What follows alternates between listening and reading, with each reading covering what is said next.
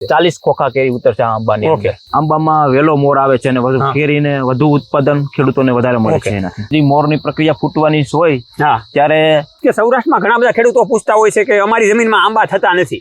નમસ્કાર વાલા ખેડૂત મિત્રો, આ ખેડૂત પુત્ર ગુજરાતીમાં હું સાગર રાસડિયા ખેડૂત પુત્ર આપ સૌ ખેડૂત મિત્રોનું હાર્દિક સ્વાગત કરું છું. ખેડૂત છે તો જગત સેવા હેતુથી અવારનવાર ટેકનોલોજીકલ ડિજિટલ ખેતીવાડીની માહિતી આપણે લાવતા રહીએ છીએ, જેના કારણે ખેડૂત મિત્રો માહિતગાર બને, ઓછી જમીનમાં ઓછા ખર્ચે ખૂબ સારું એવું ઉત્પાદન મેળવી શકે. તો વાલા ખેડૂત મિત્રો, તમે અત્યારે પાછળ જોઈ રહ્યા છો સરસ મજાની કેરી અત્યારે ઝૂમે છે. તો આપણે માહિતી આજે કેરીના પાક વિશે આપવાની છે. અત્યારે આપણે પહોંચ્યા છીએ જૂનાગઢના વિસ્તારમાં, સાસણની એકદમ નજીક. અત્યારે આપણે માધુપુર કરીને એક ગામ છે અને ત્યાંના પ્રગતિશીલ ખેડૂત છે અને એ ખૂબ મોટી ઉંમરના છે કે જેણે પોતાના હાથેથી કઈ રીતના વાવેતર કરેલું હતું એ તમામ માહિતી આપણને આપશે. સાથે જ કેરીમાં કેવા પ્રકારના પાક આવે છે અને કેવા પ્રકારની કેરી અત્યારે થાય છે એની પણ માહિતી આપશે.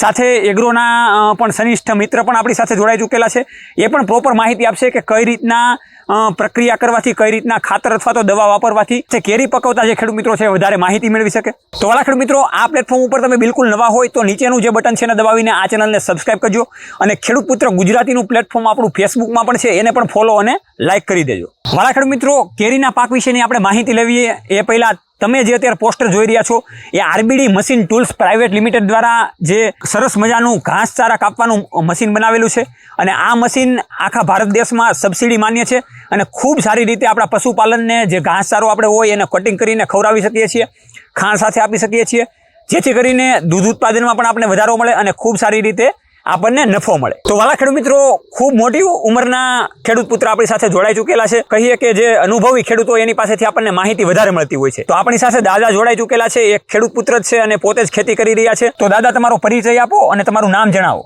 મારું નામ દામજી ગોરધન તળાવિયા. હા, અને તમારું ગામ? માધુપુર. ઓકે. હવે દાદા, તમારી ઉંમર કેટલી હશે? મારી 83-83. દાદા, હવે ખેડૂત મિત્રોને એ સમજાવો કે અત્યારે તમે આજે આંબા અત્યારે ખૂબ મોટા દેખાઈ રહ્યા છે, તો કેટલા વર્ષ પહેલાનું વાવેતર કરેલું હતું? આ વાવેતર કરેલ છે 35 વર્ષ. વાલા ખેડૂત મિત્રો, આપણી સાથે એગ્રોના મિત્ર પણ જોડાઈ ચૂકેલા છે, એનું પણ આપણે ઇન્ટરવ્યુ લઈ લઈએ અને એનો પણ પરિચય લઈ લઈએ, જેથી કરીને આપણને વધારે ખ્યાલ આવે. જે ખેડૂત મિત્રો આંબાની ખેતી કરે છે એને વધારે ખ્યાલ આવે કે કેવા પ્રકારના ખાતર અને દવા વાપરવી જોઈએ. તમારું નામ અને પરિચય આપો. મારું નામ રજનીભાઈ તળાવિયા, ટ્રેડિંગ માધુપુર ગીર. ઓકે. હવે રજનીભાઈ, આપણા વાલા ખેડૂત મિત્રોને તમે એ જણાવો કે જે નાના આંબાનું ઘણા બધા ખેડૂત મિત્રો વાવેતર કરતા હોય, તો એ વાવેતરમાં પાયાના ખાતર તરીકે અને જે દવા વાપરવાની થાય એ કેવી દવા વાપરવી જોઈએ? શરૂઆતમાં તો પાયાના ખાતરની વાત કરીએ તો જુલાઈ થી ઓગસ્ટ મહિનાનું નવું વાવેતર ચાલુ થાય ત્યારે દેશી ખાતર અને સાથે ડીએપી મિક્સ કરી અને વાવેતર ચાલુ કરવું જોઈએ. અને ઘણા બધા ખેડૂત મિત્રો આંબાનું વાવેતર કરતા હોય ત્યારે એક એને મગજમાં એ પ્રશ્ન હોય કે કેટલાની અંતરે આંબાના છોડનું વાવેતર કરવું. ત્યારે તો જનરલ વિસ્તારમાં જોઈએ તો પેલા 30-35 વર્ષ પહેલા 30x35 ના ગાળે વાવેતર ચાલતું. હવે તો અત્યારે તમે જોવો તો 10x15 ના ગાળે વાવેતર, ઘનિષ્ઠ વાવેતરનું ક્રેઝ અટાણે સારો છે, ઘનિષ્ઠ વાવેતર વધી ગયું છે. અને આંબા જે અત્યારે મોટા પ્રકારના જે આંબા હોય, જે 30-35 વર્ષના જે આપણે જોઈએ છીએ અત્યારે, તો એમાં કેવા કેવા પ્રકારના ખાતરને દવા વાપરવી જોઈએ જેથી કરીને વધારે ફાયદો થાય ખેડૂતોને? શરૂઆતમાં તો જો મોર આવે ત્યારે બગીચાની અંદર થ્રિપ્સ અને મધ્યાનો એટેક બહુ હેવી હોય, ત્યારે શરૂઆતની અંદર મધ્યો આવે તો તેના માટે ફેનુકાક્રાપની દવા જે આવે છે ઇમિડાક્લોપ્રિડ, એ દવાનો છંટકાવ કરવો પડે એટલે સારો મધ્યમાં અને એમાં રિઝલ્ટ સારું મળે ટૂંકમાં. ઓકે. તો વાલા ખેડૂત મિત્રોને એ જણાવો કે બીજા કેવા કેવા પ્રકારના રોગો આવી શકે થ્રિપ્સ સિવાય? થ્રિપ્સ આવે, મધ્યો આવે, ઈયળ આવે. હા, તે ઘણા પ્રકારના એમાં રોગ આવે. સફેદ સારો ફૂગ આવે, ઘણી જાતના રોગ એમાં આવે, રોગ જીવાત બંને સાથે આવે છે. ઓકે.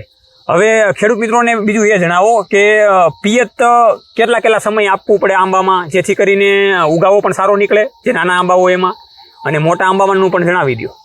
તો પિયતની વાત કરવામાં આવે તો જમીનના પ્રકાર ઉપર પિયત આપવામાં આવે. તો ઠંડી અને જાડી જમીન હોય તો એમાં 20-25 દિવસે પાણી આપવું પડે કેરી થઈ ગયા પછી, અને નાના ધોરાવાળી પથરાળ જમીન હોય તો અઠવાડિયાની અંદર પાણી એને દેવું પડે.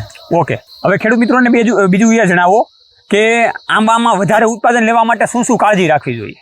આંબામાં વધારે અને સારું ઉત્પાદન લેવા માટે ઓગસ્ટ થી સપ્ટેમ્બર મહિનાની અંદર જે ફૂગ આવે તો એના માટે કોપર ઓક્ઝીક્લોરાઇડ નામની દવાનો છંટકાવ 2 વખત કરવો પડે.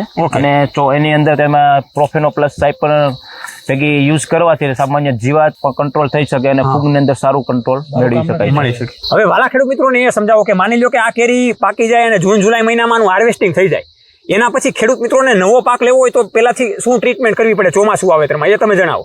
જૂન મહિનામાં અમારે કેરીનું હાર્વેસ્ટિંગ લગભગ મોટે ભાગે પૂરું જ થઈ ગયું હોય ત્યારે પહેલો વરસાદ થાય ત્યારે અમે છાણિયું ખાતર અમે નાખીએ છીએ. છાણિયું ખાતરની સાથે અમે ડાયમોનિયમ ફોસ્ફેટ, DAP અને પોટાશનો એક આંબા દીઠ નાખીને અને પછી એને વરસાદ થવા દઈએ છીએ માથે. પછી બીજી કઈ કઈ રીતની ટ્રીટમેન્ટ કરવાની હોય ચોમાસામાં? ચોમાસાઓ પિયતના ખાતર આવે એવું કંઈ? પછી અમે આની અંદર બ્લુ કોપર નામનો સ્પ્રે મળે છે, કોપર ઓક્ઝીક્લોરાઇડ, અને એના ભેગું જંતુનાશક લેમડા છે, પ્રોફેનોફોસ છે, એટલે સામાન્ય દવાનો યુઝ કરીએ. એટલે ટૂંકમાં કોઈ સામાન્ય થ્રીપ્સ છે, કોઈ સામાન્ય જંતુ છે એના માટે યુઝ કરીએ છીએ. અને સફેદ ડાળીમાં ફૂગ હોય ને એના માટે કોપર ઓક્ઝીક્લોરાઇડ નામની દવાનો અમે 2 વખત ચોમાસાની અંદર યુઝ કરીએ છીએ. આમાં બીજી ખેડૂત પુત્રને તમે એ માહિતી આપો કે ઘણા બધા આંબા તો વાવેતર કરતા જ હોય છે ઘણા બધા ખેડૂત મિત્રો, પણ ક્વોલિટી બનાવવા માટે તમે કેવી કેવી વસ્તુની કાળજી રાખવી જોઈએ ક્વોલિટી બનાવવા માટે, જેથી કરીને આપણો પાક બજારમાં હોય તો એક બોક્સ ખાલી પડેલું હોય તો સારું લાગે? તો એના માટે તો અમે ખાતર તો ચોમાસાની અંદર નાખીને પછી અમે ઓગસ્ટ મહિનાની અંદર પ્રેક્લોબુટાઝોન નામની દવા આવે છે. દાખલા તરીકે આંબામાં વહેલો મોર લઈ આવવા માટે આવે છે.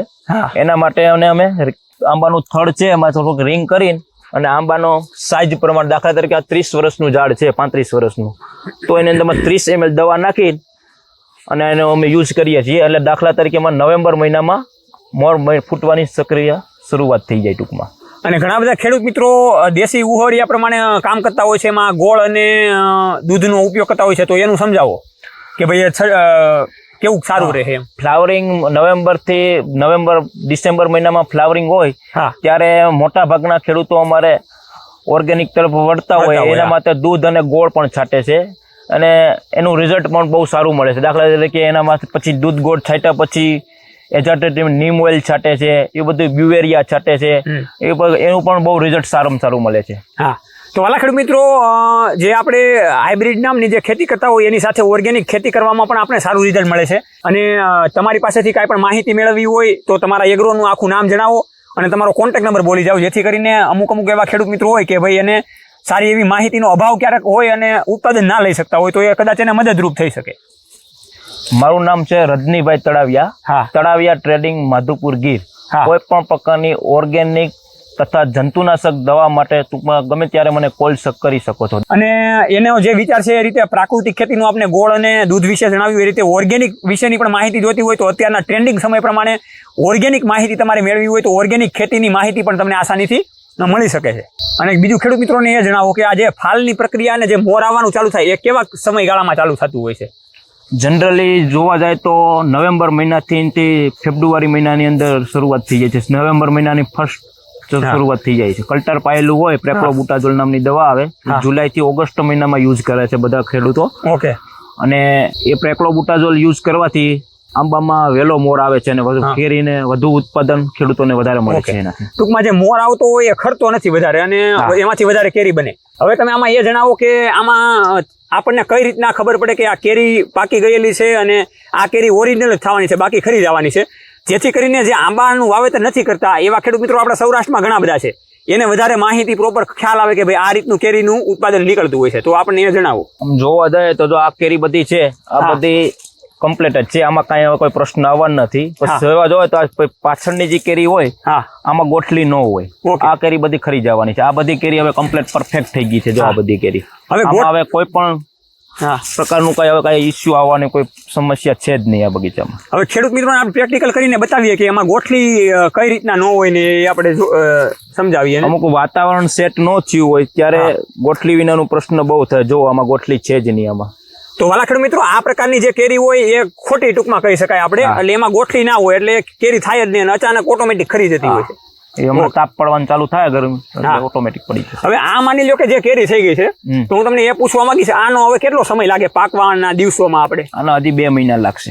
ઓકે, 2 મહિના જેવું લાગશે. અને બીજું ખેડૂત મિત્રોને તમારી માહિતી કાંઈ આપવી હોય કેરીને લગતી તો વધારે આપી શકો, જેથી કરીને વધારે ખ્યાલ આવે. શરૂઆતમાં આપણે જોવા જઈએ તો નવેમ્બર થી ફેબ્રુઆરી માર્ચ મહિના લગીનમાં જે મોરની પ્રક્રિયા ફૂટવાની હોય ત્યારે સારા પ્રકારની જંતુનાશક દવા અને ફૂગનાશકનો યુઝ વધારે કરવો જોઈએ. દાખલા તરીકે મધ્યો, થ્રિપ્સ એવું ત્યારે આવ્યું હોય, ત્યારે મધ્યો આવ્યો હોય તો ઇમિડાક્લોપ્રિડ છે, પછી ફેનુગાક્રાપ નામની દવા છે, એ બધાનો એનો યુઝ કરવો જોઈએ. અને થ્રિપ્સ આવી હોય તો ફિપ્રોનિલ નામની દવાનો યુઝ કરવો જોઈએ. અને સફેદ છારો અને ફૂગ ને એવું દેખાતું તો એક્ઝાકોનાઝોલ છે, કાર્બેડિઝમ છે, મેન્કોજેબ છે, એવી સારામાં સારી દવાનો યુઝ કરવો જોઈએ. એટલે ખેડૂતોને સારું પરિણામ મળી શકે. ઓકે, તો વાલા ખેડૂત મિત્રો, આ રીતના આપણે આંબાની માહિતી મેળવી કે કઈ રીતનું એનું વાવેતર થતું હોય છે અને કઈ રીતના ટૂંકમાં આંબાને મોટા કરીને પણ એમાંથી કઈ રીતના આપણે વધારે ઉત્પાદન લઈ શકીએ. હવે બીજી માહિતી એ પૂછવા માંગીશ કે સૌરાષ્ટ્રમાં ઘણા બધા ખેડૂતો પૂછતા હોય છે કે અમારી જમીનમાં આંબા થતા નથી, અને ઘણા બધા ખેડૂત મિત્રો અલગ અલગ પ્રકારના ધૂળ ને એવું બધું નાખીને આંબા વાવતા હોય છે. તો એના માટે તમે શું માહિતી આપવા માંગશો કે ભાઈ એને આંબા વાવવા હોય તો કઈ રીતના વાવી શકે? એ તો જમીનના પ્રકાર ઉપર આંબાનો પાક લઈ શકાય છે. દાખલા તરીકે બહુ ઠંડી જમીનની અંદર કેલ્શિયમ વાળું પથ્થર હોય અને એમાં ટૂંકમાં વધારે આંબા શકે, અને પથરાળ જમીન હોય ટૂંકમાં એની અંદર વધારે આંબા થઈ શકે છે. ઓકે, એટલે ટૂંકમાં જે કાળી ને મધ્યમ ગોરાડું એમાં આંબાની ટૂંકમાં નહિવત પ્રમાણમાં કહી શકાય. બહુ એવી જમીનમાં ટૂંકમાં આંબા નથી થતા. ઓકે, હવે ખેડૂત મિત્રોને એ જણાવો કે આંબા વાવી દીધેલા હોય પછી એના પછી કેટલા વર્ષ પછી ઉત્પાદન આવવાનું ચાલુ થાય? આપણે આંબો વાવીએ ત્યારે 3 વર્ષનો થઈ જાય. 3 વર્ષ પછી આંબાની મોર ફૂટવાની પ્રક્રિયા ચાલુ થઈ જાય. 3 વર્ષ પછી આંબો આવવાનું ચાલુ થઈ જાય છે અમારે. ઓકે, અને એક આંબામાં અંદાજે કેટલા મણની કેરીનું ઉત્પાદન આવી શકે? એ તો જેવો આંબો એ પ્રમાણેની અંદાજે તમારી રીતે. આ 35 વર્ષનો આંબો છે, તમે જોઈ શકો છો. તો આની અંદર મિનિમમ 20 મણ કેરી ઉતરશે.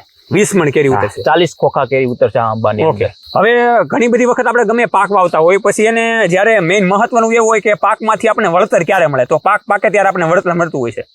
તો તમે હવે માની લો કે ખેડૂતો જ છો, તો કઈ રીતના આંબાનું સેલિંગ કરો, અથવા તો તમે જ રાખો કે બગીચાવાળાને કોઈને આપી શકો, એ જણાવો. મોટે ભાગે તો અમે બગીચા ઇજારા ઉપર આપી જ દઈએ છીએ, પણ ટૂંકમાં અમારા પાસે માર્કેટ સારું છે એટલે અમે જાતે ત્યાંથી ફામેથી અમે કેરીનું વેચાણ બધું કરી દઈએ છીએ. તો વાલા ખેડૂત મિત્રો, નીચે તમે જે નંબર જોવો છો એમાં ડાયરેક્ટ તમે ખેડૂત પાસેથી જ ખરીદી કરી શકો છો, અને સારી ક્વોલિટી વાળી, સારી વેરાયટી વાળી કેરી તમને મળી શકશે. અને એ જ ખેડૂત પાસેથી આપણે બધું જાણ્યું કે ભાઈ કેવી કેવી પ્રકારની માહિતી, જેથી કરીને કેરીમાં પણ આપણે છેતરાઈએ નહીં અને ખૂબ સારી રીતે આપણે ઉનાળામાં કેરી ખાઈને મજા કરી શકીએ. અને બીજી તમારે કાંઈ પણ માહિતી જોતી હોય તો નીચેના કોન્ટેક્ટ નંબર ઉપર તમે કોલ કરી શકો છો. તો વાલા ખેડૂત મિત્રો, આવી રીતે આપણે અવારનવાર ટેકનોલોજીકલ અને ડિજિટલ ખેતીવાડીની માહિતી મેળવતા રહીશું. જે રીતે આપણે આ ખેડૂત સાથે માહિતી મેળવી અને એ ખેડૂત પુત્રે આપણે માહિતી આપી, એ રીતના તમારી પાસે પણ કાંઈ અવનવું નોલેજ હોય, તમારી પાસે પણ કાંઈ નવી માહિતી હોય તો ડિસ્ક્રિપ્શન બોક્સમાં અમારા પણ કોન્ટેક્ટ નંબર છે, અમારી ટીમનો કોન્ટેક્ટ નંબર છે. તો એને ડાયરેક્ટ તમે સંપર્ક કરીને માહિતી જાણી શકો છો, અથવા તો માહિતી આપવા માટે અમને ડાયરેક્ટ બોલાવી શકો છો. જોતા રહો હરમેશની માટે ખેડૂત પુત્ર ગુજરાતી ખેડૂત મિત્રોની સાથે. જય જવાન, જય કિસાન, આ બંને છે આપણા દેશની શાન.